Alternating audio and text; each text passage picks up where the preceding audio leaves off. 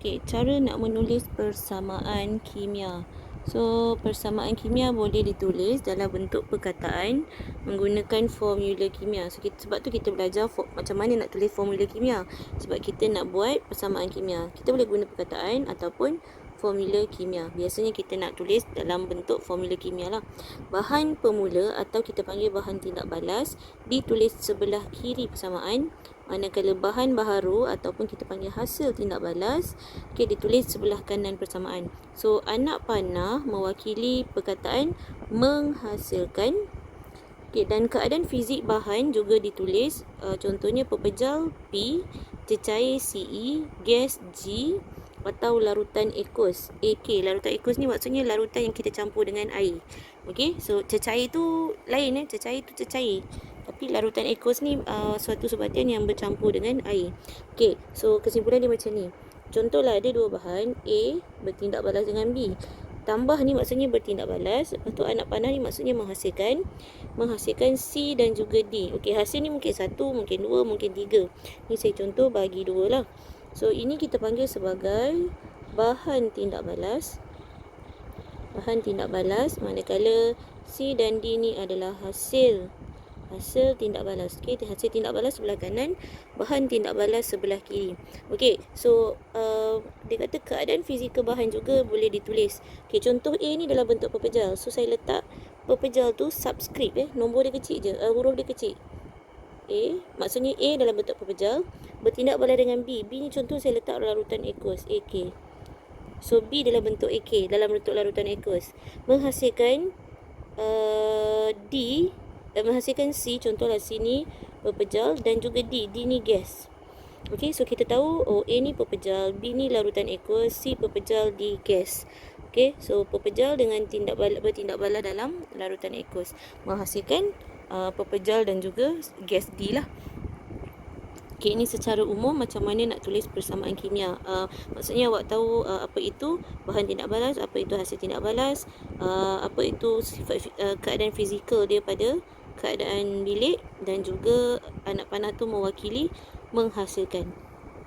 Okey, jadi untuk menulis persamaan kimia kita ada step dia. Step pertama, tulis persamaan dalam bentuk ayat, dalam bentuk perkataan dulu. Apa yang bertindak balas dengan apa, menghasilkan apa dan apa. Okey, contoh hidrogen bertindak balas dengan oksigen, menghasilkan air. So, ingat dalam keadaan semula jadi, hidrogen dengan oksigen ni dia wujud dalam bentuk gas. Dia tak boleh wujud dalam bentuk atom sebab dia tak stabil. Yang wujud dalam bentuk atom hanya kumpulan 18. Okey, step pertama tulis perkataan. Step kedua, tulis dalam bentuk formula kimia dia. So, hidrogen apa formula kimia dia? H2. Oksigen apa formula kimia dia? O2. Air apa formula kimia dia? H2O. So, ini kita panggil sebagai persamaan kimia. Tapi persamaan kimia ini belum seimbang. Apa yang kita katakan seimbang? Okey, cuba kita kira di kiri dan kanan, di bahagian bahan tindak balas dan di hasil tindak balas, adakah bilangan atomnya sama? Okey, contoh sini ada 2 hidrogen sebelah kiri, di sebelah kanan ada 2 hidrogen. Okey, seimbanglah hidrogen. Oksigen sebelah kiri ada 2, oksigen sebelah kanan ada 1. Maksudnya persamaan kimia ini tak seimbang sebab tak sama. Okey, nampak ni 2 atom hidrogen, 2 atom hidrogen, betul? 2 atom oksigen, 1 atom oksigen. So, persamaan tak seimbang. Okey, kita semak dah. Okey, step keempat, imbangkan persamaan dengan melaraskan perkali. Perkali ni dekat depan huruf tu. Okey, di hadapan formula kimia tu. Okey, contohnya dekat sini. Kecil sangat kat sana. Saya letak besar sikit. H2 tambah O2 menghasilkan H2O. Okey, kita nak seimbangkan, kita letak perkali di depan. Di depan bahan tindak balas. Okey, cara dia senang je. Okey, awak tengok ni. Yang mana yang ganjil? Nombor dia ganjil. Kita nampak hidrogen ni 1. So, hidrogen ni 1 kita cuba genapkan dia dulu dengan menambahkan perkali. So, saya genapkan yang paling kecil lah. Kita genapkan yang paling kecil. Maksudnya kalau 1 kita jadikan 2. So, saya letak depan ni 2. Jadi, bila saya dapat depan ni 2, hidrogen akan jadi 4. Oksigen akan jadi 2. Okey, dekat sini sebelah bahan tindak balas tadi, hidrogen kita ada 2, oksigen kita ada 2. So, still lagi belum seimbang. Ni yang asal dia hidrogen 2, oksigen 1. Ini saya dah letak seimbangkan. Okey, bila ini pun belum seimbang, kita cuba seimbangkan pula sebelah kiri tadi. Macam mana nak jadikan hidrogen ni 4? kita letak perkali depan ni 2. So 2 kali 2 dia akan jadi 4. So kita dah dapat, sini dah bertukar jadi 4. Okey, oksigen dekat sini ada 2, oksigen dekat sini pun dah ada 2. So ni dah seimbang, ni dah seimbang. Jadi persamaan kita adalah 2H2 tambah O2 menghasilkan 2H2O. So ini kita panggil sebagai persamaan kimia yang seimbang. Okey, saya tambahkan last sekali step dia, tuliskan keadaan fizik dia.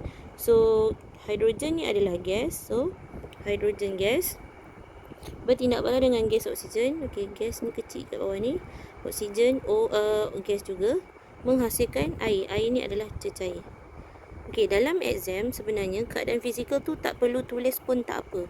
Tulis persamaan kimia seimbang je. Kalau awak tulis kemudian salah, contohlah yang ni awak terletak cecair, hidrogen yang terletak cecair, yang lain betul, dikira persamaan ni lagi salah. Jadi cara selamat dia tak perlu tulis pun tak apalah.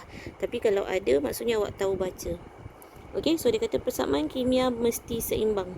So berdasarkan hukum keabadian jisim, jisim pun boleh abadi. Jirim tidak boleh dicipta ataupun dimusnahkan. Okey, jadi bilangan atom setiap jenis unsur tu mesti sama di kedua-dua belah persamaan kimia. So itu cara nak mula persamaan kimia.